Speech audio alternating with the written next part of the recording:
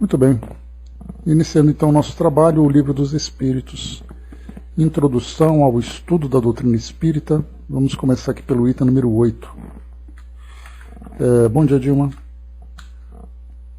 O item número 8, então, o item número 7, Kardec apresentava para nós algumas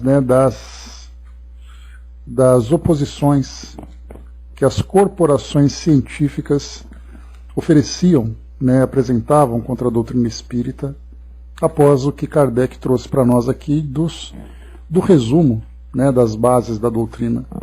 Essas objeções eram exatamente ali pela opinião dos cientistas a respeito daquilo que o Espiritismo apresentava, e Kardec fazia exatamente ali a refutação, colocando que a área de conhecimento desses cientistas, ou a área de conhecimento de determinada academia, não as credenciava, não os credenciava para emitir uma opinião sobre aquilo que foge às bases do Espiritismo, que é exatamente a relação com o mundo material, sendo o mundo material um elemento que não pode ser observado a partir da própria função da ciência. Então, o que se pode aproveitar da ciência seria o seu método, a razão, a lógica, e isso aqueles que se dedicavam e se dedicam ao Espiritismo aplicam e conseguem chegar a essa convicção que nós temos hoje. Bom dia, Mali.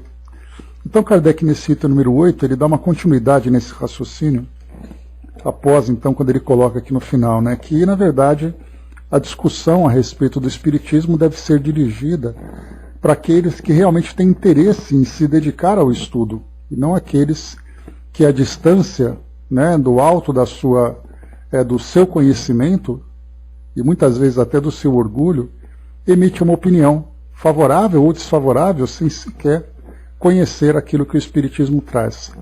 Então ele coloca no final aqui: dirigimo-nos, pois, aos ponderados, que duvidam do que não viram, mas que, julgando do futuro pelo passado, não creem que o homem haja chegado ao apogeu, nem que a natureza lhe tenha facultado ler a última página de seu livro. Então, olha, eu não acredito, não sei se é verdade, mas me coloco à disposição para trocarmos ideias e discutir sobre aquilo que o Espiritismo traz. Então, é a esses que Kardec direciona, então, essa introdução. Bom dia, Andréa. Item número 8, ele diz assim para nós.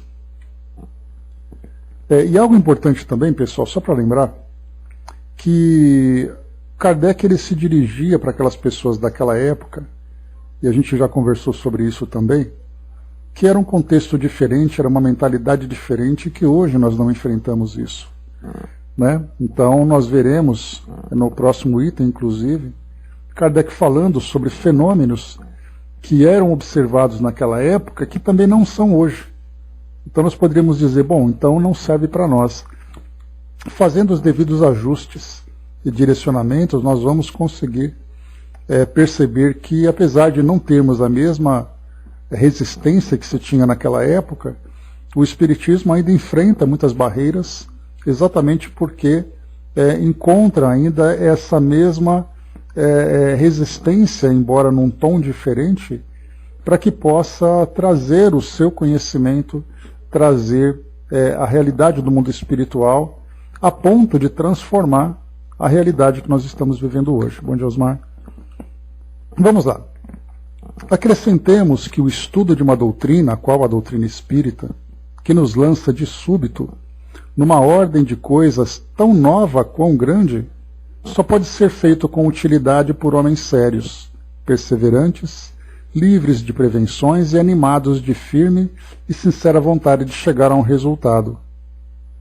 Não sabemos como dar esses qualificativos aos que julgam a priori, levianamente, sem tudo ter visto, que não imprimem a seus estudos a continuidade, a regularidade e o recolhimento indispensáveis. 2 pontos para analisarmos aqui. Ele diz assim, primeiro, que a doutrina espírita lança de súbito numa ordem de coisas, de coisas tão nova, quão grande. O que significa isso? É como se nós vivêssemos como aconteceu, né, na época em que os europeus chegaram aqui nas Américas, aqueles que eram nativos aqui dessa região, viviam como se aquele fosse o único universo que eles tiveram, que existia até então. E aí os europeus chegaram e revelaram um novo mundo que até então eles não conheciam, novo para aqueles que aqui viviam. E aí então perceberam que aquele mundo que eles viviam não era apenas ali o único espaço que existia. Havia outros espaços, outros povos, outras culturas, e assim o mundo foi se expandindo. Então, o que aconteceu com a doutrina espírita foi revelar o mundo espiritual, como uma expressão que é bastante utilizada, retirando um véu sobre esse novo mundo, o mundo dos espíritos, e não apenas o mundo dos espíritos, mas tudo aquilo que envolve esse mundo. Quem são, como vivem, qual exatamente ali a conexão que esse mundo existe, que esse mundo tem com o mundo material. Então, de súbito, e realmente foi de súbito, porque isso aconteceu num período muito curto. Quando nós tivemos, por exemplo, em 1848, as irmãs Fox que trouxeram aquele fenômeno a público, né, a mídia, as pessoas começaram a ficar bastante interessadas, dizendo que elas estavam conversando com o espírito. Não era o suficiente para trazer para nós o mundo espiritual. Era apenas um espírito que estava conversando com elas. E isso trouxe, sem dúvida nenhuma, uma grande movimentação. Mas foi exatamente através da doutrina espírita, da conversa com os espíritos, passando inicialmente por aquela fase do fenômeno e depois entrando na parte filosófica, quando os espíritos começaram a trazer informações, e essas informações nos ajudaram a refletir quem, onde, por quê, qual a condição. Então várias outras perguntas começaram a surgir. E esse período foi muito curto. Quando ele fala de súbito, num período de, por exemplo, 10 anos, podemos colocar nesse período, desde quando começaram as primeiras pesquisas, né, a partir do início das mesas girantes. Kardec tomou conhecimento ali por volta de 1854. Mas antes disso, né, nós tínhamos ali outros grupos que já estavam se interessando em se envolver com esses fenômenos. E aí então, nesse período tão curto, começaram então a revelar, a ter contato com familiares, né, as pessoas começaram a buscar familiares que tinham desencarnado, porque até então a ideia da morte era: aquela pessoa morreu e eu não tenho mais contato com ela. E aí médiuns começaram a aparecer, médiuns começaram a se desenvolver porque traziam a faculdade, mas simplesmente por dogmas, por orientações, por medo, não praticavam e começaram a praticar dentro de suas próprias casas e começaram então a reconhecer o mundo espiritual diferentemente daquele mundo que nós imaginávamos ter, que era no caso dos dogmas, dentro das orientações que eram trazidas pelas religiões tradicionais. Então, de súbito, realmente, numa ordem de coisas tão nova, quão grande, porque não era simplesmente, olha, estamos conversando com os espíritos, mas qual é o tamanho desse novo mundo? Qual a quantidade de seres que nós podemos conversar e pegar orientações? Então isso trouxe, sem dúvida, uma grande mudança. Depois ele coloca para nós aqui embaixo também que esse tipo de informação, essa nova realidade, só podia ser feito, né, com utilidade por homens sérios, perseverantes, livres de prevenções e animados de firme e sincera vontade de chegar a um resultado. Então, não era simplesmente como acontecia no início, os fenômenos em que as pessoas se envolviam por curiosidade, queriam conversar com os espíritos para poder simplesmente fazer perguntas fúteis, ou então ter ali perguntas, até mesmo perguntas sérias, mas de cunho mais familiar, de cunho mais pessoal, ou outros que simplesmente brincavam com os fenômenos.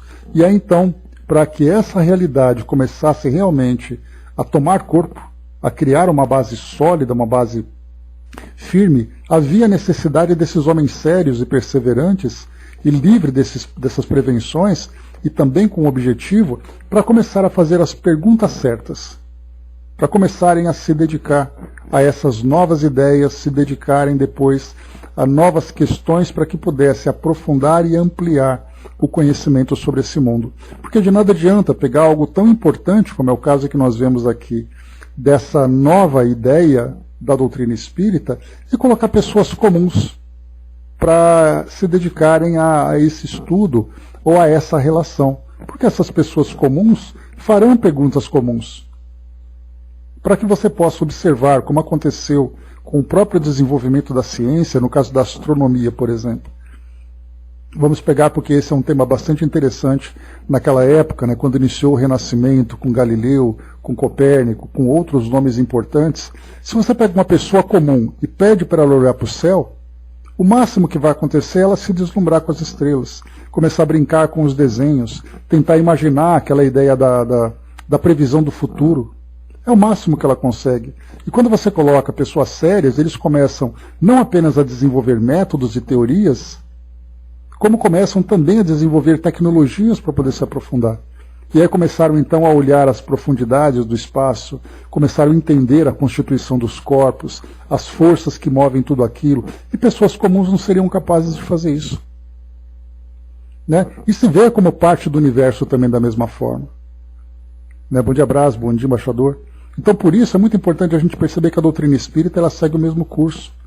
Quando, então, se revela o mundo espiritual, se você não tem pessoas que realmente têm interesse em se aprofundar e conhecer de fato esse novo mundo, essa nova dimensão, as pessoas comuns ficariam restritas aos seus interesses pessoais. E isso é importante a gente observar. E ele continua também depois aqui embaixo. Qual qualitativo que você daria, já que homens sérios, perseverantes, livres de prevenções e animados, né? Aqui animados de firme e sincera vontade, poderia dar esse mesmo título para aqueles que de longe simplesmente faziam julgamentos, até mesmo levianos, né? Tomados ali a partir dos seus pontos de vista, com todos os preconceitos, sem tudo ter visto, que não imprimem em seus estudos continuidade, regularidade, recolhimento indispensáveis?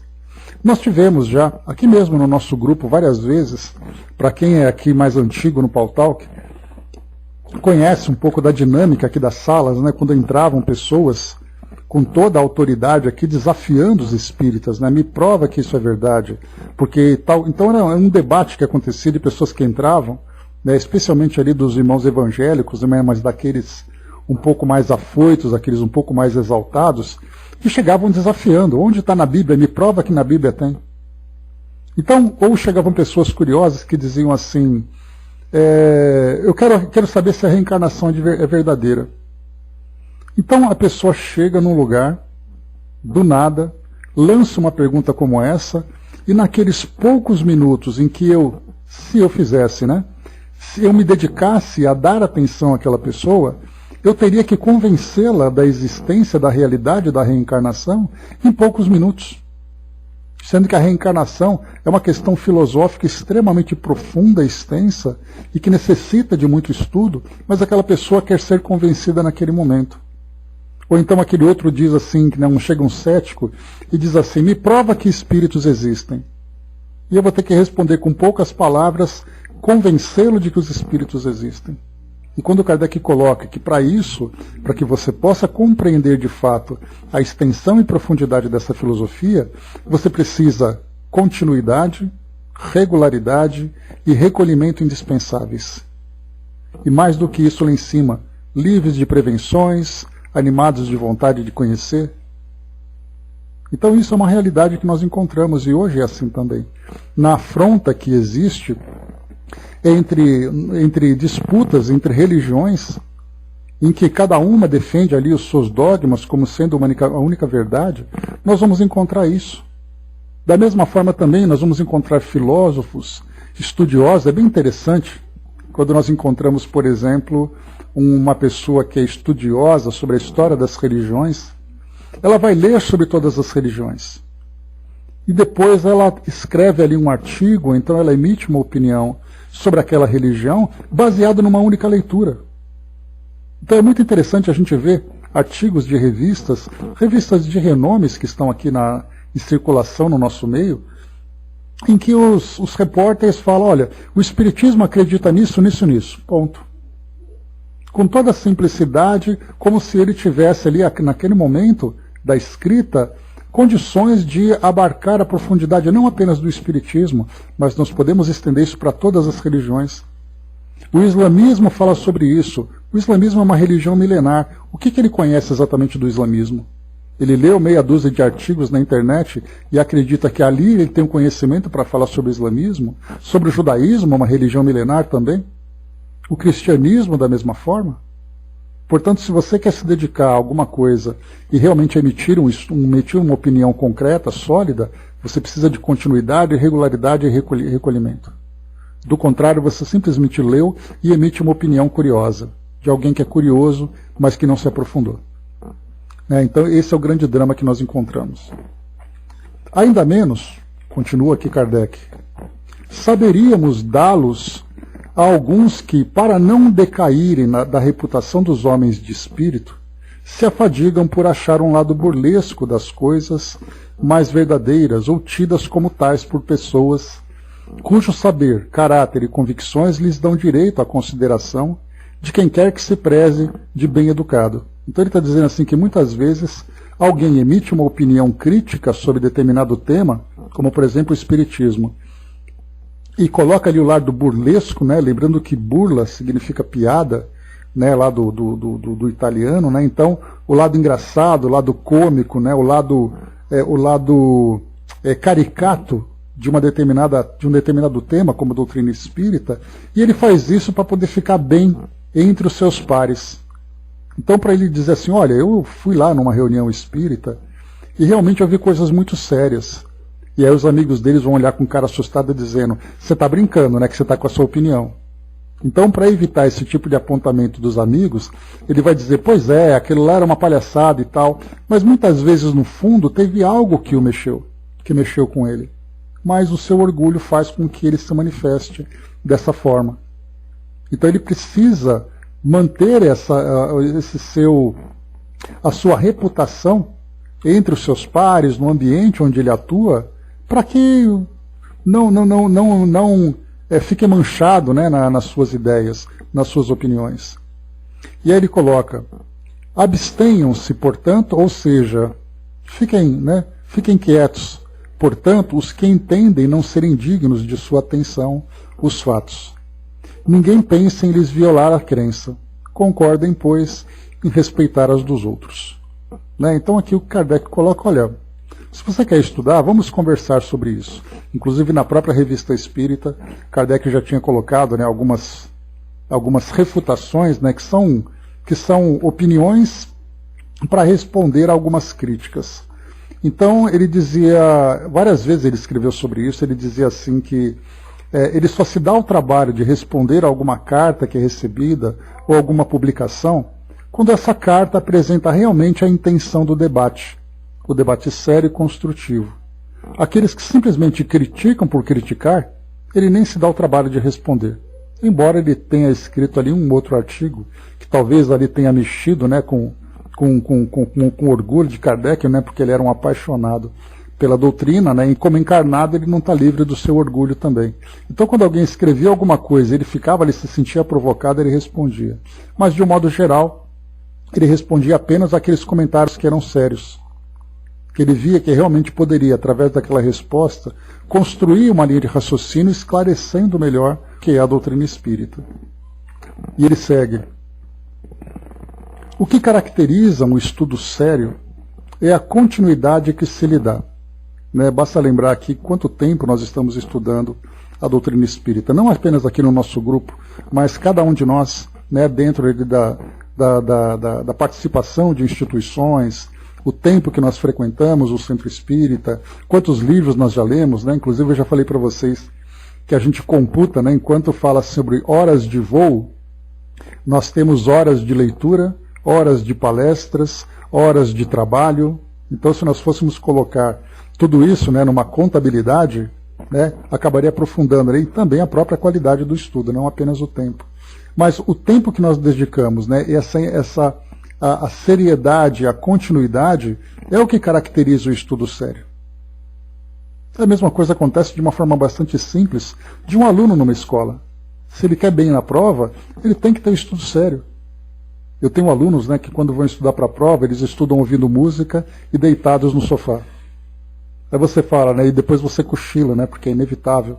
E a sua cabeça fica voando enquanto você lê uma coisa séria, você fica simplesmente cantando a música que está no seu fone de ouvido. E você acha que você vai bem na prova fazendo isso. Então desliga tudo, se senta na escrivaninha, coloca o livro na frente e estuda. Aí você vai ter uma resposta concreta para o esforço que você está investindo. A mesma coisa acontece também assim. Pois é, esse é o problema nosso, né, Dudu? Ligava a televisão e falava, não, eu preciso estudar com barulho, então eu ligo a televisão. E aí vira e mexe, dou aquela espiada para ver o que acontece, né? Então, exatamente ali o estudo sério, com todas as condições que favoreçam realmente a assimilação daquele conteúdo e a continuidade. O tempo, o prolongamento, a perseverança que você tem, né, fazendo ali as relações entre os temas, né? Então, esse estudo é sério. E a gente lembra que esse estudo sério, hoje, por exemplo, nós aprendemos logo na escola. Quem não teve uma boa formação escolar, uma boa formação acadêmica, não é capaz de ter um estudo sério. E é isso que nós encontramos hoje, inclusive, como grande resistência, grupos de estudos no centro espírita. A grande maioria dos frequentadores são aqueles que vão para palestras, porque a palestra é sempre aquela apresentação animada, aquela apresentação interessante, mas a leitura em si, o estudo, nós vemos uma grande resistência. Então eu vou ao centro espírita tomar um passe, vou ao centro espírita fazer o meu trabalho, vou assistir a uma palestra, mas aquele estudo assim, olha, eu tenho que estudar o livro que vai durar 3 anos. Meu Deus, tudo isso? Sim, tudo isso. E mais um pouco. Porque do contrário, não é, e é uma realidade, né, Dudu? A gente vê que as pessoas, elas querem, né, a mesma rotina que nós tínhamos dentro da nossa vida religiosa tradicional. A gente vai até a igreja, cumpre os sacramentos, ouve aquele sermão, faz o sinal da cruz e vai para casa. E ali então nós cumprimos o nosso papel para garantir a nossa felicidade no mundo espiritual. E a doutrina espírita diz para nós, mas a felicidade, ela é uma construção interna. E para você ter essa construção interna, você precisa entender o que você está fazendo e qual é o objetivo da sua vida. E a gente conversou ontem, né, passei para vocês aquele nosso filme, né, A Felicidade Não Se Compra, né, que é para nós ali um bom manual, né, de como conquistar a felicidade. E ali então a gente vê que não é tão simples assim, não basta você fazer aquele protocolo exterior, imaginando que você vai conseguir se reformar interiormente. Né? Pois é, né, Regina? Existe essa dúvida, essa angústia das pessoas. Né? Poxa vida, mas eu não tenho tempo para estudar, mas eu não gosto de ficar lendo aquelas coisas. E foi aí, mais uma vez, né, que a gente lembrou, e sempre lembra, e sempre vai lembrar, aquela passagem do Dr. Bezerra de Menezes, né, que os espíritos tiveram que elaborar uma nova estratégia de fazer com que a doutrina espírita se espalhasse entre nós. E o que ele fez então? Ele pegou aquele conteúdo do Livro dos Espíritos, do Livro dos Médiuns, do Evangelho e outras obras, né? E começaram então a romancear, começaram a contar novelas com aquele conteúdo, que são os romances que hoje são tão vendidos aqui no nosso mundo. O filme Nosso Lar 2 vai sair agora. Ninguém é de Ninguém, de Zíbia Gasparito, está em cartaz aqui em São Paulo. Teatro sobre a vida do Chico está aqui. Todo mundo gosta disso, é o que a gente gosta, sentar numa poltrona, assistindo uma telona, comendo pipoca. Agora vai na biblioteca, pega um livro e fica lendo para ver se você não aprende melhor. Mas aí nós não temos essa capacidade, por isso que no Brasil, a gente também já conversou sobre isso, existe uma dificuldade muito grande do espiritismo se desenvolver, se aprofundar mais, porque a nossa base acadêmica, a formação escolar da população brasileira, não nos dá essa cultura de leitura e de estudos. Então aquela criança que tem preguiça de estudar, né, eu tenho um aluno que está com 14 anos, ele não lê um livro até agora na escola, porque a escola não fornece isso para ele. 14 anos de idade, não leu um livro. Quando ele tiver adulto e buscar uma religião, como vai ser essa religião para ele? Vai ser aquela em que alguém vai contar histórias para ele. Porque ele não tem essa capacidade, porque não desenvolveu essa capacidade de se formar academicamente. E essa é a diferença entre aquilo que tem do espiritismo na época da França, onde os círculos intelectuais se organizavam para fazer esse estudo, esse trabalho, e aquilo que veio para o Brasil, com aquela cultura religiosa mais igrejista, digamos assim, em que as pessoas esperam que alguém traga mastigado para elas. Esse é o papel hoje dos palestrantes. Vamos fazer uma palestra, e eu falo sobre um tema, todo mundo sai feliz, deslumbrado, sem nem fazer força. A força que ele teve foi ir até o centro espírita, e hoje com a tecnologia nem isso precisa. Ele coloca o fone de ouvido, vai lavar a panela, vai ali fazer o trabalho dele, enquanto alguém fica falando. E o estudo sério? E a continuidade? Isso a gente acaba não encontrando. Por isso, a gente vê que o Espiritismo, sendo uma filosofia que tem também ali seu aspecto científico, seu aspecto moral, para que ele seja realmente assimilado, depende desse estudo profundo. Veja o filme e leia o livro, né? O livro é melhor. Pois é sempre assim, né? Sempre tem aquele... porque o filme é sempre mais interessante, porque ele estimula os nossos sentidos, né? Ele mexe com as nossas emoções, ele traz ali um impacto muito maior. E por isso que todo mundo gosta de televisão e cinema. Mas estudo é estudo, entretenimento é entretenimento. Né? E nem resumo, né, Brás? Porque, na verdade, é uma adaptação do livro. Né? Ele não é ipsiliteris, né? Ele não é exatamente como está escrito. Fazem adaptações para poder caber na tela naquele tempo. Como é que você pode ler um livro tão longo em 1h40? Né? Então, exatamente ali o grande problema. Então, essa mudança, soldado de espiritualidade, você precisa de uma transformação interior profunda. Aí sim você consegue alcançar essa condição. Mas vamos lá. O que caracteriza, portanto, um estudo sério é a continuidade que se lhe dá. E a gente tinha falado lá em cima, né, Regina, há 3 anos. Eu fiz ali uma estimativa bem modesta, né? Porque, na verdade, a gente nunca para de estudar, porque os conhecimentos estão sempre, né? Pois é, mas é assim, Eve, mas o importante é a continuidade. Você está na sua atividade, mas todos os dias nós estamos estudando. Mas muitas vezes nós buscamos esse conforto de eu fazer as coisas, né? Tá bom, já resolvi o problema. A gente faz dentro daquilo que pode, mas esse momento é um momento de seriedade, é um momento de disciplina, é um momento de assiduidade, de estar sempre presente. Cada um vai fazendo o que pode, é o momento que a gente tem. Kardec diz assim, vamos lá, olha só que interessante. Será de admirar que muitas vezes não se obtenha nenhuma resposta sensata a questões de si mesmas graves, quando propostas ao acaso e a queima-roupa, em meio a uma aluvião de outras extravagantes?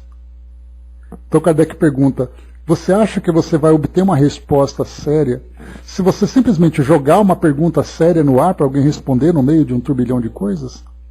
Que era o caso que eu comentei com vocês, né? Vinha alguém aqui na sala de uma outra fé, de uma outra filosofia, materialista ou espiritualista, não importa, e perguntava, né?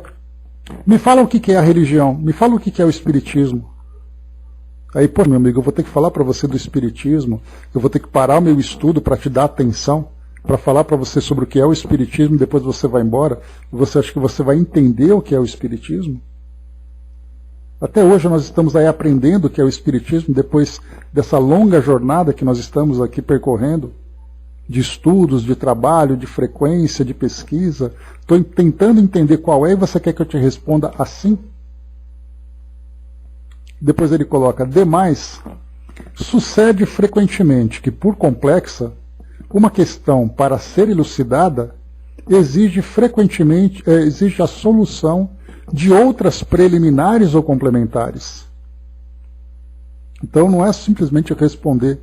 Vamos explicar para você então o que é o espiritismo. Vamos primeiro entender como ele surgiu, quem são as suas personagens, em que circunstâncias, quais foram as conclusões que foram tiradas, quanto tempo isso levou, quais foram as questões que foram extraídas, por que eu acredito no mundo espiritual, por que eu tenho essa convicção, o que você precisa ler e estudar para ter esse entendimento. Não dá para simplesmente te responder isso. Então tem que ter preliminar, preparar aquele indivíduo para entender o que é o espiritismo, e esse é o papel desse capítulo, introdução ao estudo da doutrina espírita, e depois complementares, você estudar esse livro e os demais livros, para você formar um conhecimento amplo. Porque do contrário você vai ficar simplesmente naquela questãozinha. Fazendo aqui uma inversão, eu poderia chegar para um padre e falar assim, ô padre, o batismo é coisa séria mesmo? E como é que o padre vai querer me responder? Ele vai dizer simplesmente, sim, é sério. Se você quiser entender, você precisa entender o que é a base filosófica do catolicismo. E para isso você vai ter que ler o Novo Testamento, você vai ter que ler esses teólogos, você vai ter que frequentar a igreja, você vai ter que fazer a catequese, para você entender o que é o batismo. Não basta simplesmente dizer para você o que é, porque você está vendo um ritual, mas qual o significado desse ritual? Para você entender o significado, você tem que entender toda a filosofia daquela crença. A mesma coisa acontece, né, nesse bar mitzvah, se não me engano o nome, quando um jovem faz ali um ritual dentro do judaísmo. Eu vou olhar aquele jovem, aquelas coisas engraçadas para nós, aquele jovem que canta, aquele cerimonial todo, e eu vou achar graça e vou fazer crítica. Mas qual o significado daquilo para aqueles que seguem aquela crença? Qual a importância daquilo na vida daquela pessoa? Para isso eu preciso entender o que é aquela filosofia. Eu tenho um documentário gravado, chama A História das Religiões. Eu gosto muito desse documentário. Ele é um documentário em inglês e ele fala em cada filme, por volta ali de 2 horas mais ou menos, bom dia, ajuda, por volta de 2 horas mais ou menos, ele fala sobre aquela religião. Então eu tinha a pretensão de falar assim, cara, eu quero aprender sobre as religiões. Então eu já sei, eu vou assistir à minha coleção de vídeos sobre a religião. Uma fala sobre o judaísmo, outra fala sobre o hinduísmo, sobre o cristianismo, sobre religiões indígenas, sobre... nem lembro mais quais são várias. Aí depois que eu assisti a coleção, eu falei, pronto, já estou pronto para discutir sobre religião. Aí nada como a maturidade para falar para nós como isso é infantil. Porque eu assisti aquele documentário sobre o judaísmo, eu sou capaz de falar se o judaísmo é bom ou não. Se o judaísmo é verdadeiro ou não. Porque eu assisti 2 horas de alguém comentando sobre aquilo. E aí então a gente começa a perceber que se eu quiser, visite uma mesquita, ou melhor, uma sinagoga, né, mesquita dos muçulmanos, para vocês verem como é fácil, né? Visite uma sinagoga, converse lá com aqueles que são os líderes, os instruídos, leia os livros que formam a base do judaísmo. Aí depois, quando eu ler tudo isso, leia novamente e depois você pare para perguntar alguma coisa séria. Porque do contrário, são perguntas superficiais e a doutrina espírita se dá da mesma forma. Você quer aprender o espiritismo? Eu coloco na mesa para você 50 livros. Se você ler metade, você já vai ter um pouco de ideia, a gente pode conversar. Do contrário, é simplesmente a sua opinião e eu vou te falar coisas que você não vai entender. Não porque elas são ininteligíveis, mas é que você precisa de preliminares e complementos para você entender aquilo que está sendo colocado. É isso que é o estudo sério. E é isso que, infelizmente, a grande maioria dos espíritas não percebe. Porque ele acha que para ser espírita, basta frequentar um centro espírita. Basta ele tomar um passe e participar de palestra. Aí ele se declara como espírita. Ok. O Espírito Verdade fala para nós, né, que reconhece-se o verdadeiro espírita, né, pelo seu esforço em conter as más inclinações e tudo mais. Então, quer dizer, é um bom começo, é uma boa intenção. Mas para que você possa entender realmente o que é a doutrina, a base doutrinária, você precisa de estudo. E ele segue para nós assim. Quem deseje tornar-se versado numa ciência, tem que a estudar metodicamente, começando pelo princípio e acompanhando o encadeamento e o desenvolvimento das ideias. Que adiantará àquele que, ao acaso, dirigir a um sábio perguntas acerca de uma ciência cujas primeiras palavras ignore? Poderá o próprio sábio, por maior que seja sua boa vontade, dar-lhe resposta satisfatória? A resposta isolada que der será forçosamente incompleta e quase sempre, por isso mesmo, ininteligível. Ou parecerá absurda e contraditória. O mesmo ocorre em nossas relações com os espíritos. Quem quiser com eles instruir-se, tem que com eles fazer um curso, Mas, exatamente como se procede entre nós, deverá escolher seus professores e trabalhar com assiduidade. Dissemos que os espíritos superiores, somente as sessões sérias ocorrem, sobretudo as em que reina perfeita comunhão de pensamentos e sentimentos para o bem. Então, inicialmente, a presença, né, dos sábios do plano espiritual só é verdadeira se eles encontram também a mesma seriedade por parte daqueles que aprendem, que desejam trabalhar, desejam aprender. E ainda assim nós temos, né, professores graduados, né, nas mais variadas faixas de conhecimento. Então, nós, aqui no nosso grupo de estudo, como acontece em muitos grupos espíritas, nós estamos iniciando o nosso trabalho. Imaginemos no plano espiritual aquelas assembleias onde nós vamos encontrar aqueles espíritos realmente versados no conhecimento do plano espiritual. Quem são os professores deles? É a mesma coisa que acontece, Kardec já falou sobre isso. Para aqueles que estão sendo alfabetizados, professores dessa primeira faixa do ensino fundamental. Para aqueles que já têm um conhecimento mediano, professores do ensino médio.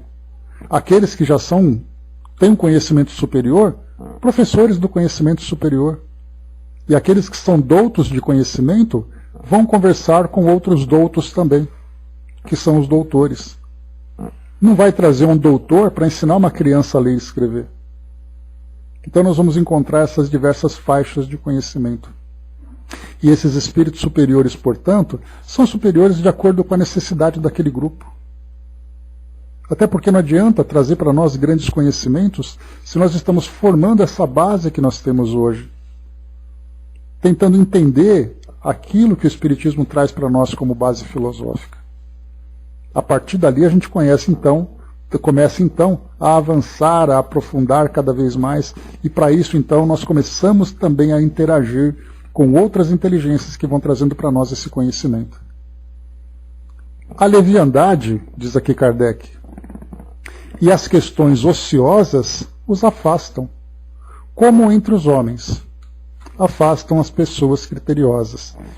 Então, se você está num grupo também, não é num grupo acadêmico, vamos colocar assim, vamos conversar sobre questões acadêmicas. E aí chegam então os doutores do conhecimento, e eu falo doutores no bom sentido, não aqueles doutores da lei do passado, né? Mas pessoas realmente formadas, com conhecimento profundo, para discutir, para debater, para auxiliar no desenvolvimento do conhecimento. E aí a conversa começa a vir conversas sem muita profundidade, conversas superficiais, conversas desinteressantes. O que esses doutores vão fazer ali?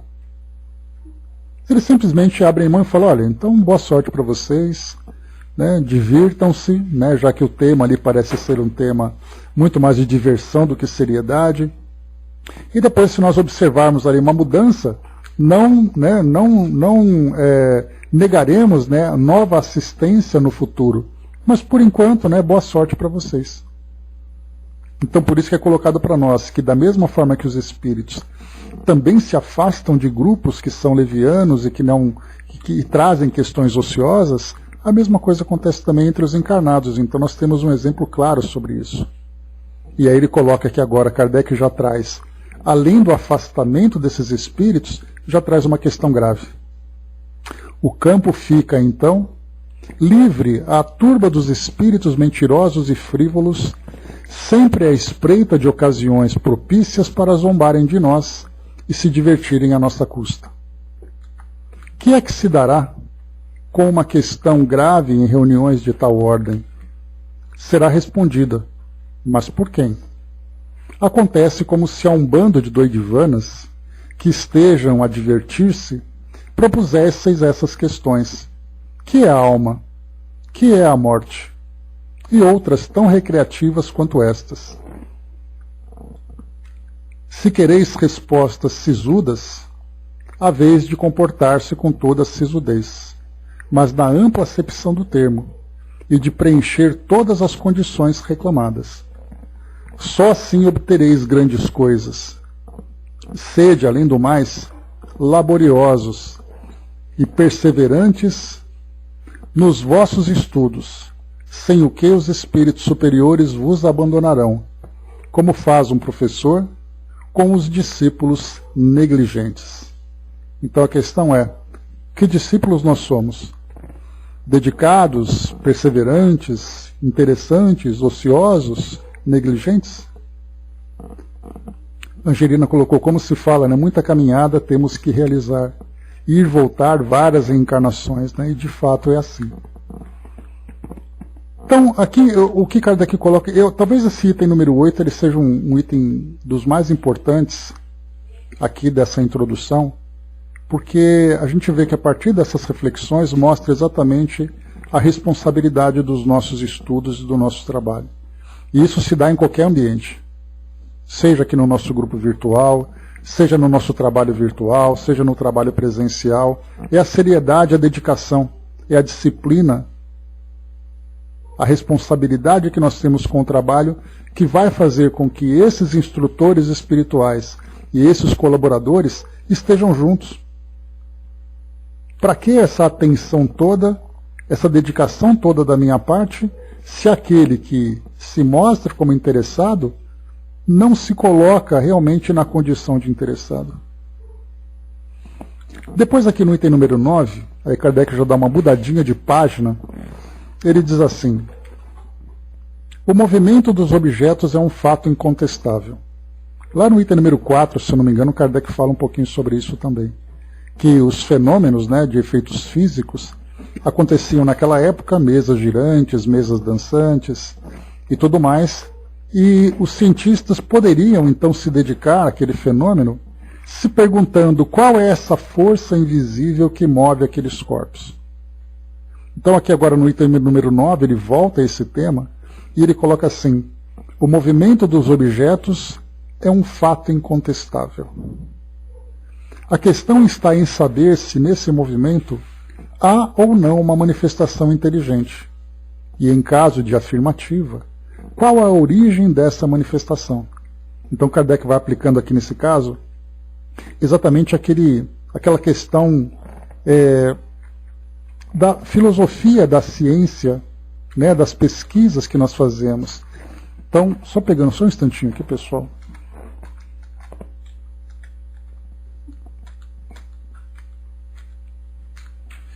Pera ali. Tá. Então, é que eu sempre anoto, porque eu acabo me esquecendo, a memória nem sempre colabora. Tem uma passagem no filme chamado Interestelar, que vocês devem se lembrar, né? Que fala um pouquinho sobre contato com seres de outros mundos e tal, um filme bem interessante.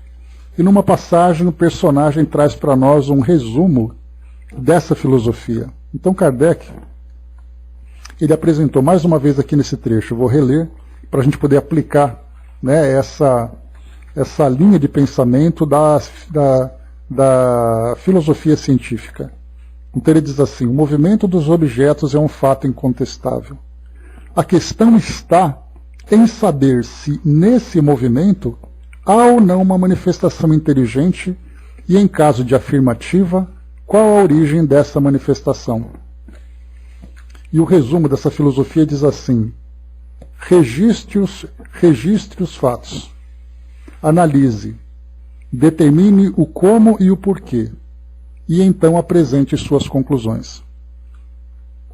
Eu vou até colar para vocês aqui, porque lendo, vocês vão entender exatamente o processo que o próprio Kardec aplicou nesse trabalho. Então, registre os fatos. Quais eram os fatos? O movimento dos objetos é um fato incontestável. A questão está em saber se nesse movimento há ou não manifestação inteligente. Analise, determine o como e o porquê. E, em caso de afirmativa, qual a origem dessa manifestação? E então apresente suas conclusões. Então, exatamente esse processo de análise científica foi exatamente aquilo que Kardec apresentou naquela época. Por isso ele construiu, é o que a gente chama, cheguei a comentar com vocês, no início do estudo desse item aqui, dessa introdução, que a doutrina espírita ela segue aquela ideia da engenharia reversa, né? Ou seja, a engenharia reversa é você desmontar uma peça para você entender como ela foi feita. Então, peguemos os nossos celulares. Ele está pronto, funcionando. Para saber como ele funciona, se nós tivéssemos competência para isso, nós pegaríamos então as nossas ferramentas e começaríamos a desmontar peça por peça, para entender onde ele foi, quais são as peças utilizadas, como isso foi montado, quais eram exatamente ali os componentes e coisa e tal. Isso foi engenharia reversa. As religiões tradicionais, elas fazem um caminho de eu apresento para você a filosofia e você acredita. Não importa como essa filosofia surgiu. Se ela surgiu a partir de uma mitologia, se ela surgiu a partir de uma invenção, se ela surgiu a partir de uma crença de uma pessoa. A doutrina espírita fez o caminho contrário. Kardec registrou os fatos, analisou, determinou como e porquê e apresentou as conclusões. Qual era a conclusão? Quem se manifestava eram inteligências extracorpóreas, e essas inteligências se identificaram como espíritos. Depois, então, nesse diálogo com esses espíritos, que foram objetos dessa conclusão, ele começou a desenvolver, então, a filosofia. Quem são vocês? De onde vocês vieram? Onde vocês vivem? Como vocês vivem? Qual a sua condição? Qual a relação que vocês têm conosco? E a partir dali, então, ele começou a escrever tudo isso. E as perguntas foram surgindo uma atrás da outra, formando esse corpo doutrinário que nós temos hoje. Mas tudo começou a partir dos fatos, não a partir de uma crença. Não é um objeto de fé, é um objeto de análise. Por isso que hoje o Espiritismo ele é visto como uma religião, de um modo geral, até mesmo, né, os órgãos governamentais entendem o Espiritismo. No caso do censo, por exemplo, vai perguntar qual é a sua religião. E hoje a ideia da religião ela vem como objeto de fé. É naquilo que eu acredito. Mas aquilo que eu acredito é um fato? Pode ser que sim, pode ser que não. As religiões vão mudando com o tempo. E o Espiritismo, portanto, ele pode ser confundido com uma religião, já que o caminho que ele fez foi exatamente o contrário? Ele não é um objeto de fé, ele é uma filosofia. E essa filosofia veio a partir de elementos concretos. Hoje foi bem interessante pela manhã. Eu sempre gosto de deixar em documentários para ver alguma coisa. E hoje eu peguei um documentário cujo título era A Busca do DNA de Jesus. Eu falei, bom, não é bem o tema que eu gosto, mas é o que tem para hoje, né? Vamos assistir. Era um pastor, um estudioso bíblico e um geneticista. Então eles estavam procurando o DNA de Jesus a partir dos vestígios, né, e relíquias que são guardadas hoje. Começou naturalmente pelo Santo Sudário, lá numa igreja em Milão, que é onde ela está armazenada, guardada, blindada, né, toda protegida, e fizeram alguns estudos sobre os resíduos de material orgânico que tinha ali marcado, no caso, sangue, por exemplo.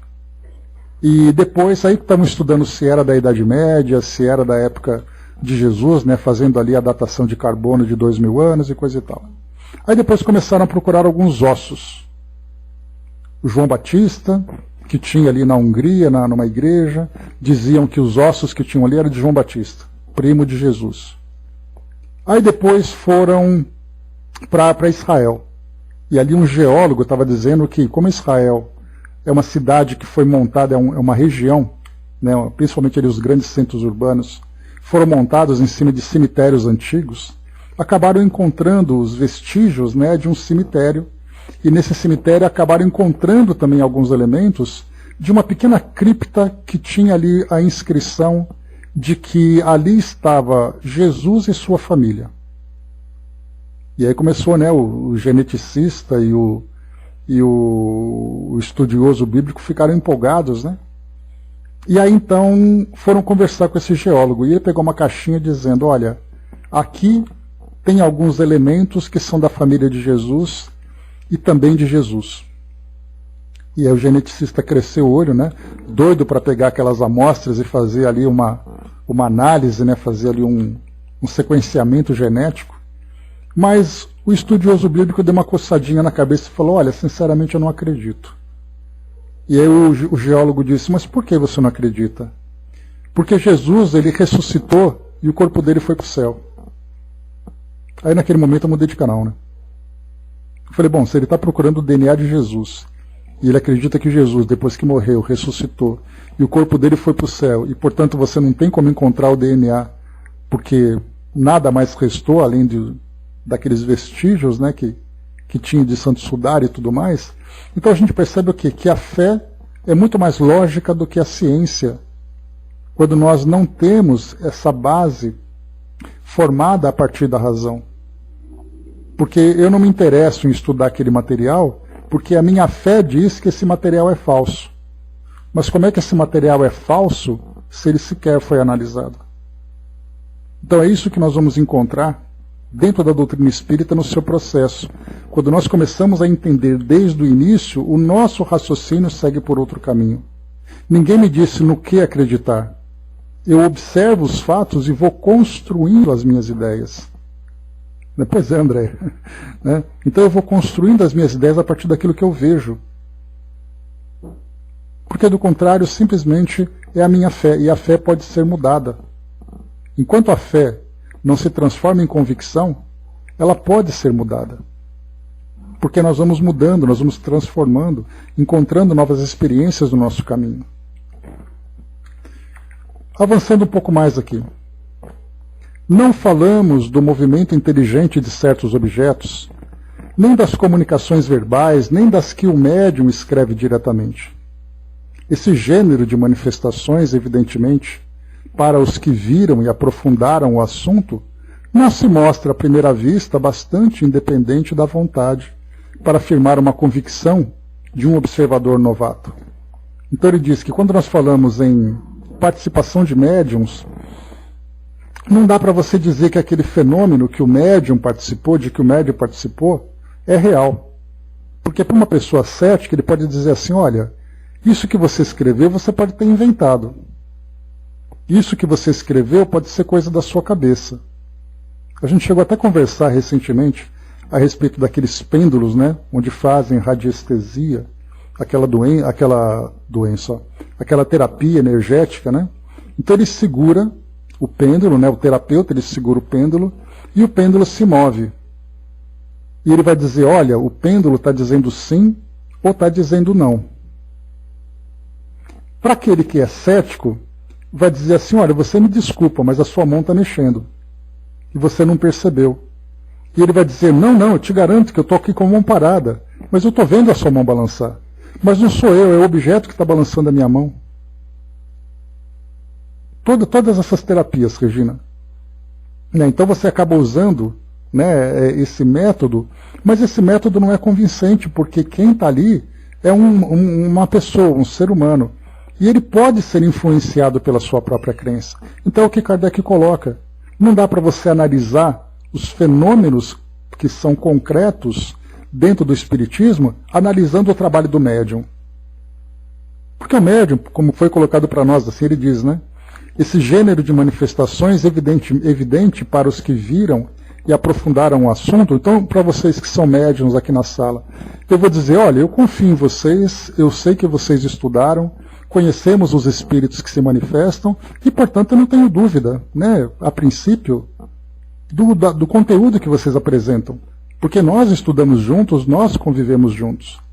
Mas e para alguém que acaba de chegar aqui na sala e ver vocês trazendo uma mensagem do mundo espiritual? Essa pessoa vai acreditar de imediato que essa mensagem é realmente uma mensagem dos espíritos? Não, porque ele não conhece. Por isso Kardec coloca mais uma vez aqui, né, evidente para os que viram e aprofundaram o assunto, não se mostra à primeira vista bastante independente da vontade, para formar uma convicção do observador novato. Então, para quem chega, não dá para tirar uma conclusão. Não trataremos, portanto, senão da escrita obtida com o auxílio de um objeto qualquer munido de um lápis, como cesta, prancheta, etc. A maneira pela qual os dedos do médium repousam sobre os objetos desafia, como atrás dissemos, a mais consumada destreza de uma parte do intervir, de qualquer modo, no traçar das letras. Então ele diz que, ao analisar um fenômeno físico que se manifesta de uma escrita que vem através de um cesto, em que 3 pessoas colocam a mão, e esse cesto rapidamente começa a escrever, ali já não dá para você dizer que é uma habilidade daquelas pessoas. Porque você escrever com 3 mãos segurando uma cesta requer uma habilidade enorme. Eu confiaria naqueles chineses que participam do Circo du Soleil, que ali eu sei que eles são capazes de fazer coisas desse jeito. Porque são realmente extremamente habilidosos. Mas nós não falamos desse tipo de pessoa. Falamos de pessoas comuns numa reunião mediúnica. E ali então chama a atenção. Como conseguiram fazer isso? Então isso já começa a despertar o meu raciocínio para aquilo que está acontecendo. A maneira pela qual os dedos do médium repousam sobre os objetos desafia, como atrás dissemos, a mais consumada destreza de sua parte no intervir, de qualquer modo no traçar das letras. Mas admitamos que há alguém dotado de maravilhosa habilidade, seja isso possível e que esse alguém consiga iludir o olhar do observador. Como explicar a natureza das respostas quando se apresentam fora do quadro das ideias e conhecimento do médium? Então Kardec vai desenvolvendo um sistema de raciocínio. Muito bem, vamos pegar aqueles 3 chineses que eu falei para vocês do Circo du Soleil. Vamos imaginar que eles tenham a habilidade de pegar uma prancheta que tem uma caneta, um lápis, e eles escrevam alguma coisa. Vamos analisar o escrito. Aqueles 3 chineses escreveram numa língua que eles não conhecem, sobre temas que eles nunca ouviram falar. Então a gente sai do fenômeno físico, em que um sistema poderia explicar, e nós entramos agora numa nova fase, de analisar o conteúdo. E é esse conteúdo profundo e filosófico que Kardec começou a observar lá no início das manifestações. E é isso que ele está provocando nessa questão aqui, nesse item da introdução, para aqueles leitores novos. Você pode ter todas as dúvidas, mas crie circunstâncias que vão limitando o seu raciocínio, limitando as suas dúvidas. Para você chegar no final e falar, olha, realmente esse fenômeno é puro e eu não sei como explicar. Você pode até não acreditar, mas você não vai conseguir responder, porque você não vai encontrar nada que as ciências modernas, as ciências atuais aqui do nosso mundo tenham estudado, tenham se aprofundado. Só para finalizar então, deixa eu correr aqui agora. E note-se que não se trata de respostas monossilábicas, porém muitas vezes de numerosas páginas escritas com admirável rapidez, quer espontaneamente, quer sobre determinado assunto. Então os espíritos podem falar sobre o assunto do interesse deles, ou de um assunto que foi provocado, que foi pedido por parte dos estudiosos, né? Pessoal, tá aqui um tanto ainda para a gente poder estudar. Eu só vou finalizar então esse parágrafo e a gente deixa para o próximo encontro a continuidade, tá? Porque não vai dar para a gente... Quando eu falo aqui em correr, parece que eu estou vendo aqui os amigos do plano espiritual, calma, que não precisa ter pressa. E não vamos ter pressa então. Então ele diz assim para nós, né? Estou no item número 9, na metade dele. Só vou finalizar esse parágrafo aqui agora para não cortar no meio. Então ele diz assim: de sob o dedo do médium, menos versado em literatura, surgem de quando em quando poesias de impecável sublimidade e pureza, que os melhores poetas humanos não se dedignariam de subscrever. O que ainda torna mais estranhos esses fatos é que ocorrem por toda parte e que os médiuns se multiplicam ao infinito. São eles reais ou não? Para essa pergunta, só temos uma resposta: vede e observai. Não vos faltarão ocasião de fazê-lo, mas, sobretudo, observai repetidamente, e por longo tempo e de acordo com as condições exigidas. Então, assim, você lê uma poesia, não tire conclusão de uma poesia que veio através da mediunidade apenas por essa poesia, se o espiritismo é verdadeiro ou não, se os espíritos existem ou não. Leia essa poesia, leia outras poesias, publique, pesquise em outros livros, outros autores, para você ter um conteúdo para poder discutir. Né? Sinta ser e sofra por um tempo, né? Depois tudo passa, né? Dudu colocou. Beleza. Então aqui, pessoal, a gente para por aqui. Não, eu vou ler tudo, ó, vamos lá. Falta pouco. Que respondem a essa evidência os antagonistas? Sois vítimas do charlatanismo ou joguete de uma ilusão? Diremos primeiramente que a palavra charlatanismo não cabe onde não há proveito. Os charlatães não fazem grátis seu ofício. Seria, quando muito, uma mistificação. Mas por que singular coincidência esses mistificadores se achariam acordes de um extremo a outro do mundo para proceder do mesmo modo, produzir os mesmos efeitos e dar, sobre os mesmos assuntos e em línguas diferentes, respostas idênticas, se não quanto à forma, pelo menos quanto ao sentido. Como compreender pessoas austeras, honradas, instruídas, se prestassem a tais manejos? E com que fim? Como achar em crianças a paciência e a habilidade necessárias a tais resultados? Aqui ele fala das crianças, né, que são médiuns. Por quê? Porque se os médiuns não são instrumentos passivos, indispensáveis se lhes fazem habilidade e conhecimentos incompatíveis com a idade infantil e com certas posições sociais. Pessoas muitas vezes não letradas, né, que trazem um conteúdo profundo. E Kardec, né, pegando ali as médiuns com quem ele trabalhava de 15, 16 anos de idade, trazendo assuntos que falavam sobre a origem do universo. Dizem, então, que se não há fraude, pode haver ilusão de ambos os lados. Em boa lógica, a qualidade das testemunhas é de uma importância.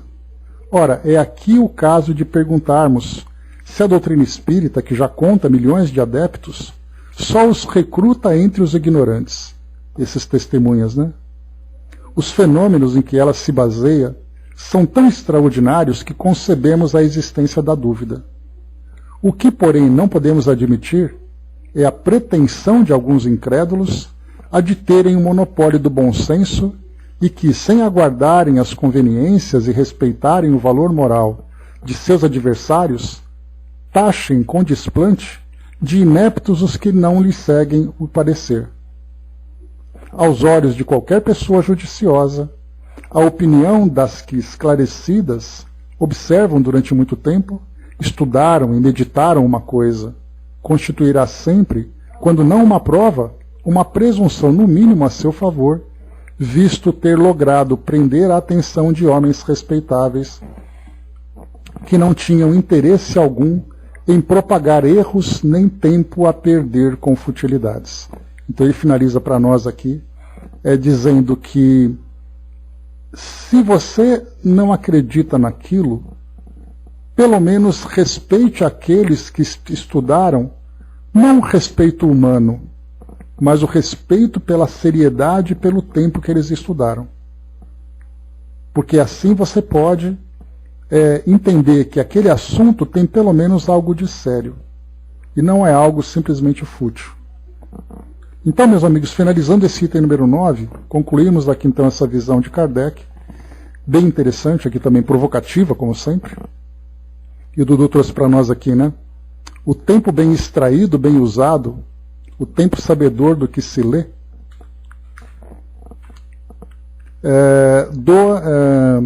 do que se lê, do que se vê, doa que aplica, esse é o melhor tempo de quem o usa e o habilita para quem quer ler, ouvir e questionar. Esse é o melhor do seu tempo de agora. Use-o bem, que tudo estará bem. Tá certo. Obrigado, irmão, que usa bem o seu tempo. Obrigado pela presença de vocês também aqui, dando para nós sempre esse estímulo aqui para a gente seguir em frente com o nosso trabalho, né? Então é isso, meus amigos. Itens 8 e 9 nós concluímos aqui agora, nessas reflexões tão importantes, tão significativas, de Kardec, formando para nós essa base. E olha que nós estamos aqui, tudo que ele está conversando quando vier a primeira pergunta, que é Deus, nós teremos todo esse entendimento de que a resposta dos espíritos vieram embasada, né, numa estrutura filosófica que nós podemos entender de onde veio, por que veio e qual é o seu significado. Não é simplesmente uma pergunta solta que alguém simplesmente